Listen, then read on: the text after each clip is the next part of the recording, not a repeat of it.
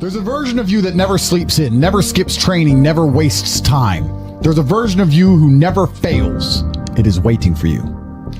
Genuinely ask yourself a question, you at home. If you had done those things for the last 2 years, you never skipped a training, you never wasted time, you never scrolled TikTok, you never sat aimlessly on the internet typing in garbage, never played video games, you never wasted time. You never skipped training. You were training every single day. You never slept in. You were never lazy. There's this version of you. Imagine the person you would be. Genuinely imagine what you would look like. Imagine where you would live. Imagine the car you would drive. Imagine how much your woman would respect you. Imagine the love you would see in her eyes when she looks at you with adoration like a king. Imagine your existence. That person is waiting for you, and the only thing that's stopping you from being that person is your monumental laziness. You can have it. The universe is very giving. It will give you anything you work for. I've never seen somebody try for something with all of their might and not get it. The only people who do not have the things they want are the people who do not try for them. I've never seen a person wake up and say, my only dedication in life is to solve a Rubik's Cube and fail. You are not stupid. You are not incompetent. You are lazy and arrogant. It's extremely important you understand that that person is waiting for you, and you are declining that version of yourself. In the multiverse, in the many different versions of the universe that exist, there is a version of you that does those exact things, and he is a greater person than you can even fathom. You can transform yourself into that guy. You can be a top G. That's exactly what I did. I knew who I was going to have to end up being before I became that person. My brother and I are not from rich families. We are not from advantaged beginnings. But I knew I had to be a big, strong, fighting billionaire.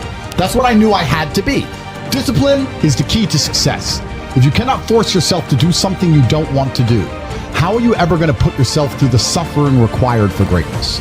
If you cannot force yourself to train when you do not want to train, if you cannot force yourself to work when you don't want to work, if you can't force yourself to not log into Pornhub or force yourself to eat right, how can you possibly ever become a monumentally successful person if you cannot control yourself long enough to do what must be done as opposed to what you feel like doing? The only people who get to live their lives based on how they feel are women and children.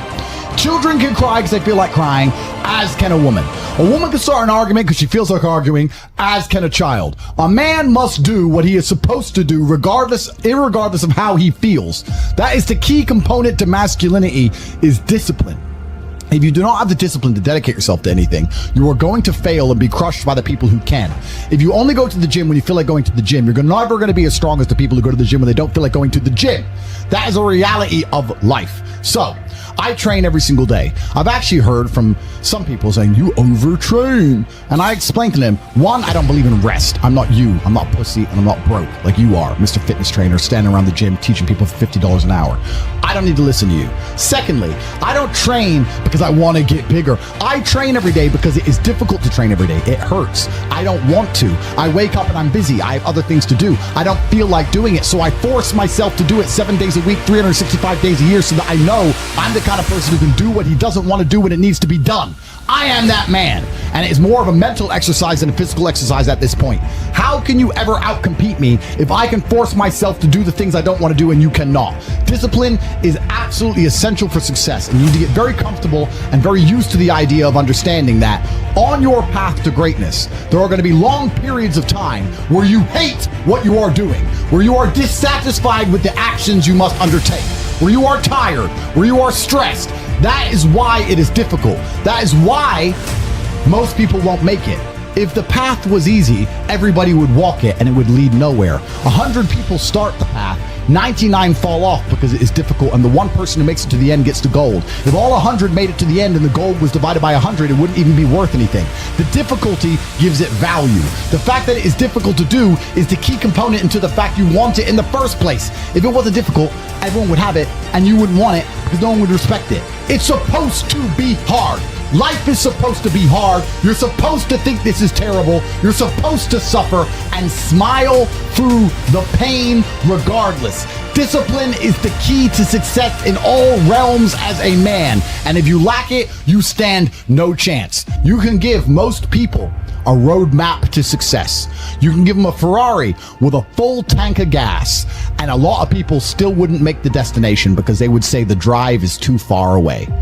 Quitters, they don't have the discipline. You can tell them exactly how to do it. You can give them the mechanism to get there, but they don't have the discipline to complete the drive and end up at the destination. That is the majority of Earth. This is your competition.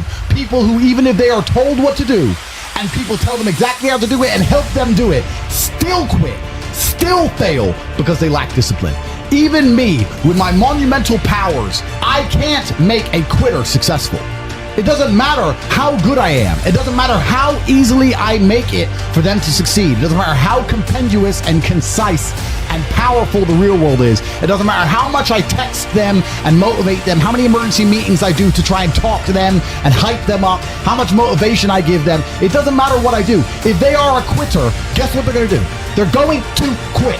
No matter how simple the map is to read, no matter how fast a Ferrari is, somewhere along the drive, the sun's going to get in their eyes, and they're going to sit there and go, I don't like this is hard, and they're going to quit. Quitters are the number one type of people that nobody can help. If you're a quitter, I can't help you, life can't help you, God himself cannot help a quitter. So if you lack discipline, you lack the very basic building block to any type of success which exists on the planet. By every single metric which can be measured with science, you are going to stay a loser and a failure. The key is to keep training. If you train hard every single day, you don't have to worry about a little bit of vitamin C. It's true. If you don't train and you don't smoke, you're still going to be a pussy. Yes. The answer is always hard work. As soon as you are granted life, you are guaranteed death. What you do in between is up to you. You are all conscious. That could end tomorrow, that could end in 100 years. But the time between the beginning of your consciousness and the end of it is completely up to you. Training is never the wrong decision. If you're in jail, you should train. If you are free, you should train. If you are rich, you should train. If you are poor, you should train. If you smoke, you should train. If you don't smoke, you should train. If you drink, you should train. If you don't drink, you should train. You cannot escape that hard work is always the correct decision.